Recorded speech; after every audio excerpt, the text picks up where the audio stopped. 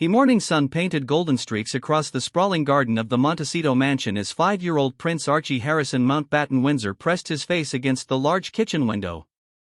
His breath created small clouds on the glass as he watched for any sign of his father's return. Harry had been away in the United Kingdom for nearly 2 weeks, attending to family matters and royal obligations that Archie didn't fully understand but knew were important. Meghan noticed her son's restless energy as she prepared his breakfast. The little prince had been counting down the days until his father's return with the excitement that only a child could muster.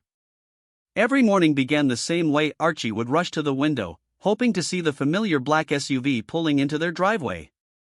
"Daddy said he would bring me something special from England," Archie announced for what felt like the 100th time that week, his voice filled with anticipation.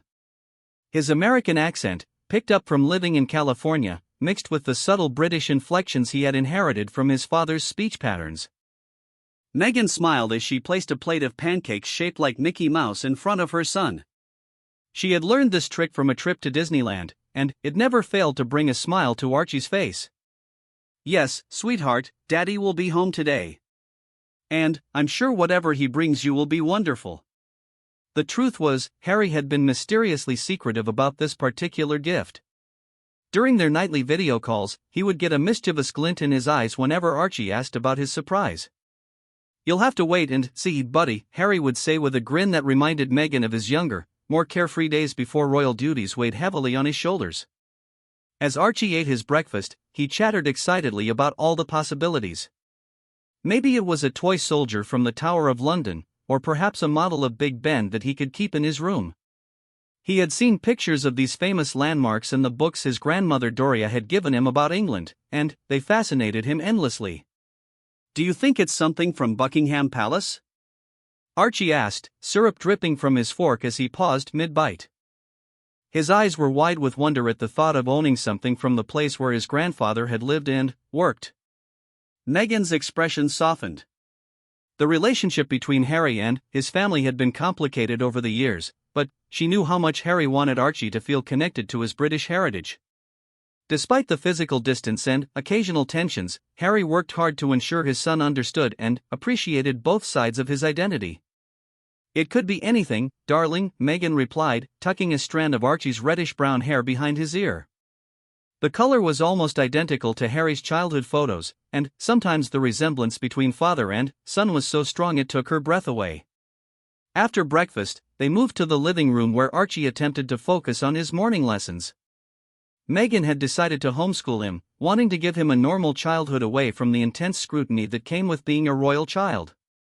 But, today, concentration was impossible for the little boy. Every few minutes, Archie would abandon his coloring books and puzzle pieces to check the window again. The driveway remained empty except for the security personnel who discreetly monitored their property. Living in California had given them more privacy than they ever had in England, but the security presence was still a constant reminder of their unique circumstances.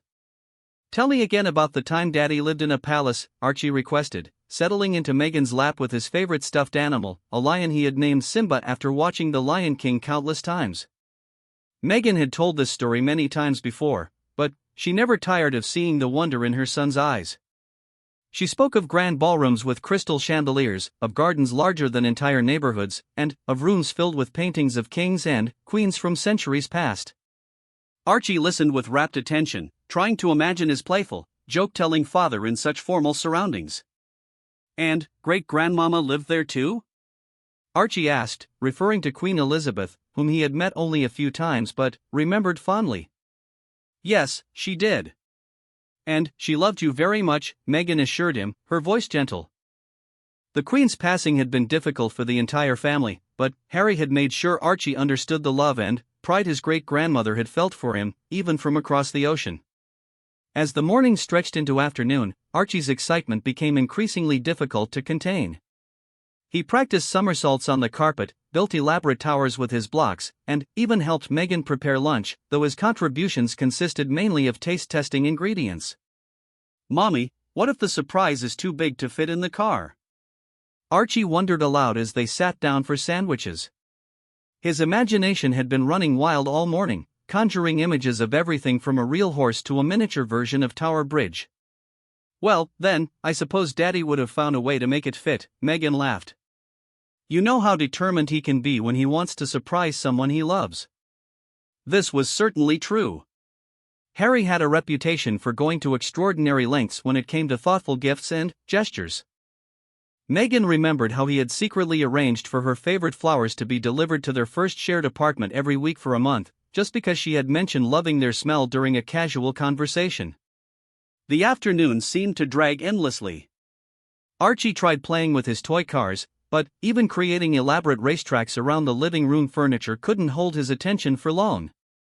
He attempted reading one of his favorite books about a little bear who goes on adventures, but the words seemed to swim on the page as his mind wandered to thoughts of his father's return.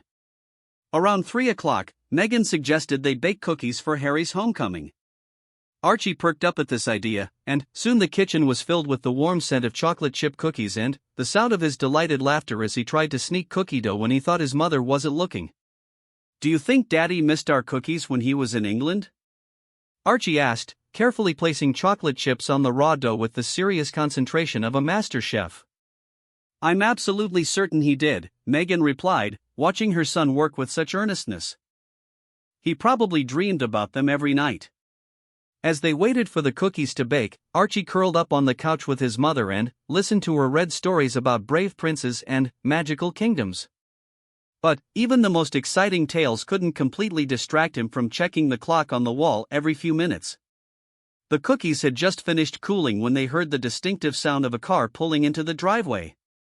Archie's head shot up like a meerkat sensing danger, his eyes wide with excitement. Is that Daddy? He whispered, as if speaking too loudly might make the car disappear.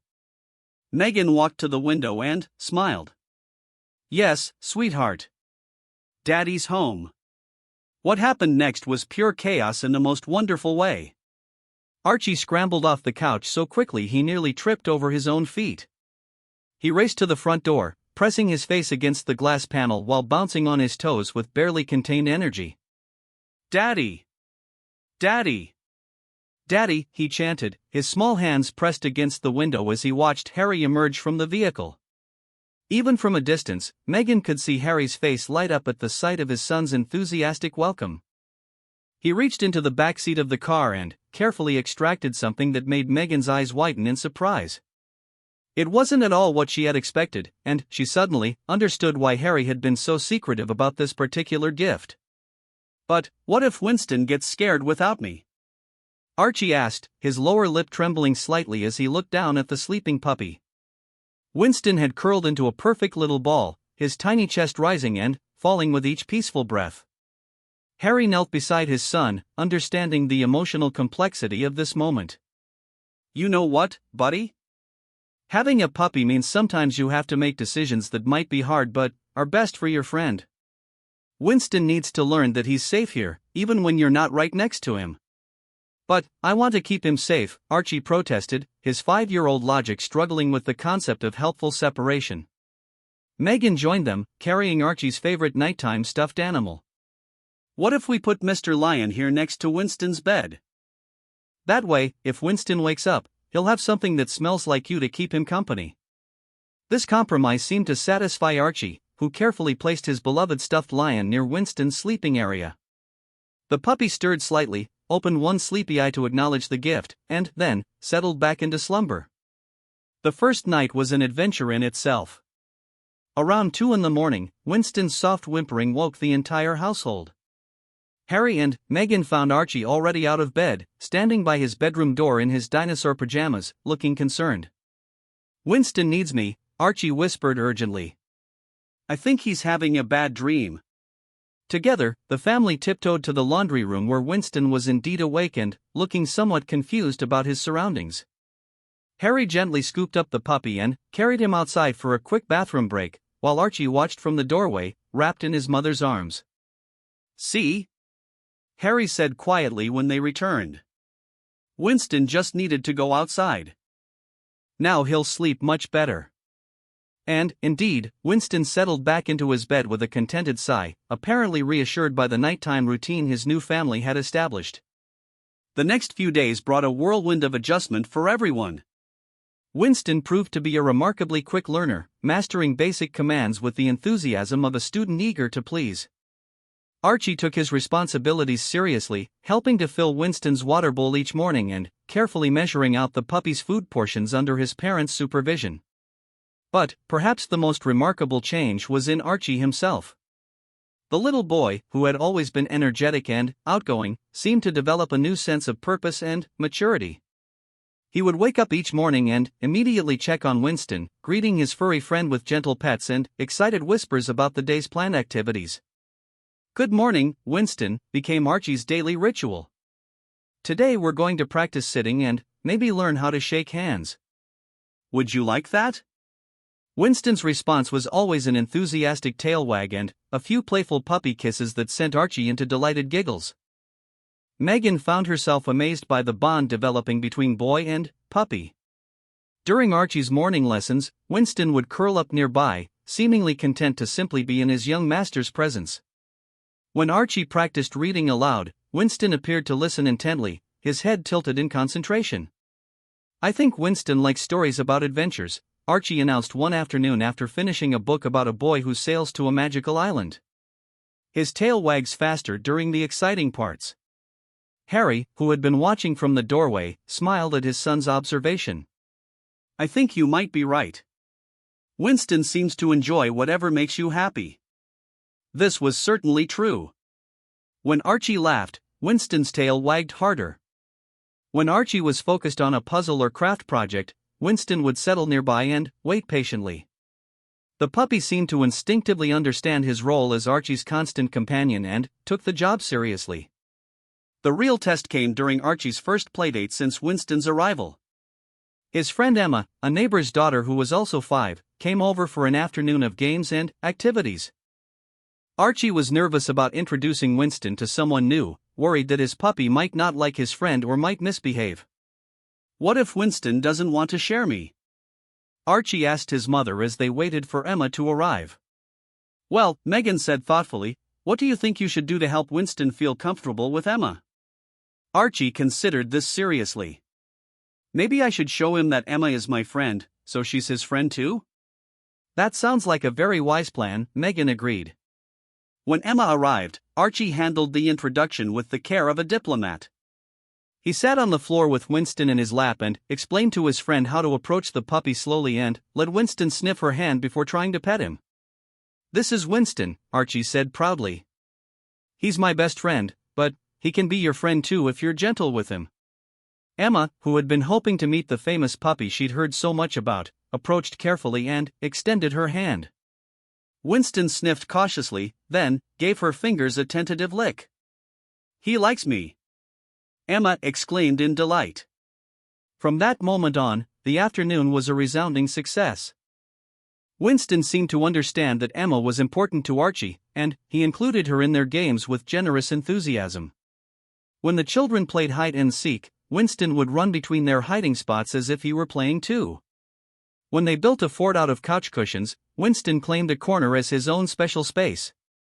"Winston is the best puppy ever," Emma declared as her mother came to pick her up. "Archie is so lucky." That evening, as Harry helped Archie give Winston his dinner, the little boy reflected on the day's events.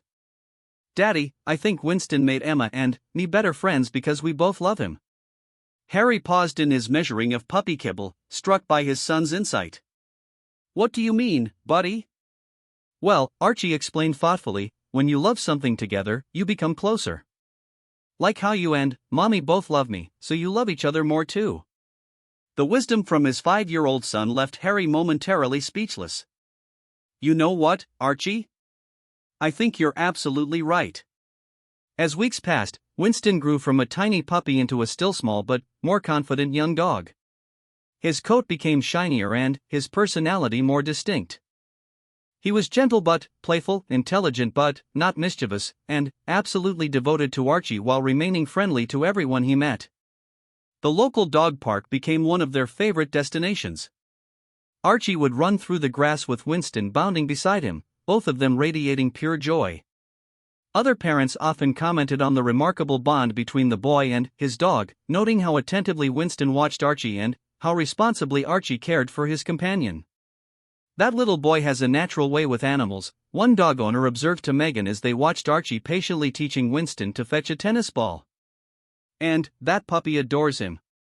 It was true. Winston had developed an almost intuitive understanding of Archie's moods and needs. When the boy was tired, Winston would settle quietly nearby. When Archie was excited about something, Winston would match his energy with playful enthusiasm. When Archie felt sad or frustrated, Winston seemed to sense it immediately and would offer gentle comfort in the form of a warm presence and soft doggy kisses. The most touching moment came several weeks after Winston's arrival, during a video call with Harry's family in England. Archie had been excited to introduce Winston to his grandparents via the computer screen, and Winston had cooperated beautifully, sitting still in Archie's lap and even appearing to watch the screen with interest. "He's a beautiful dog, Archie," his grandfather's voice came through the speaker. "And I can see how much he loves you." "We love each other," Archie replied matter-of-factly. "Winston is the best birthday present ever, and Daddy knew exactly what I needed even before I knew I needed it." Later that evening, as Archie and Winston settled into their bedtime routine, which now included Winston sleeping in his own bed next to Archie's, the little boy reflected on how much his life had changed. "Mommy," he called out as Megan came to tuck him in, "having Winston makes me feel like I'm really grown up." "How so, sweetheart?" Megan asked, settling on the edge of his bed. "Because now I have someone who depends on me," Archie explained seriously. "And taking care of someone else makes you more responsible and more loving, right?" Megan's heart swelled with pride at her son's maturity. "Yes, darling. It absolutely does." As she kissed him goodnight and turned off the lights, Megan could hear Archie whispering goodnight to Winston in the darkness. "Good night, Winston. Thank you for being my best friend. Tomorrow we'll have another adventure together." From his bed nearby, Winston's contented sigh seemed to echo the sentiment perfectly. Downstairs, Harry and Meghan sat together on the couch, reflecting on the transformation they had witnessed in their son over the past few weeks. "You made the perfect choice," Meghan said softly. "I don't think I've ever seen Archie happier or more confident." Harry smiled, thinking about his son's joy and the bond that had formed so naturally between boy and puppy. Sometimes the best gifts aren't things at all. They're relationships. Connections. Love in a different form. And, sometimes, Megan added, they're exactly what someone needs to help them grow into who they're meant to become.